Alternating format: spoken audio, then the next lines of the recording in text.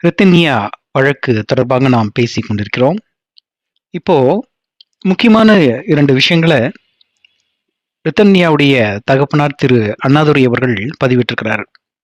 இது இந்த கேஸ் இன்னொரு ஆங்கிள்ல வியூ பண்றதுக்கான ஒரு ஒரு தடயமாக இருக்கும் என்று நான் நம்புகிறேன்.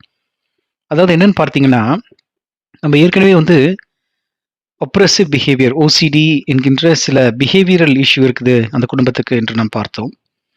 இது பாலியல் ரீதியாக கொடுமை செய்த அந்த பையன் என்பதையும் நாம் பார்த்தோம். ஆனா, திருமணத்திற்கு முன்பாக திருமணம் ஆகுற வரைக்கும் அவன் வேற மாதிரி நடந்திருக்கிறான். திருமணத்துக்கு பிறகு வேற மாரி நடந்திருக்கிறான். திருமணம் முடித்து கணவனும், மனைவியும் அதாவது ரித்தன்யா அவர்கள் தன்னுடைய தாய் வீட்டுக்கு அழைக்கிறாங்க, வராங்க.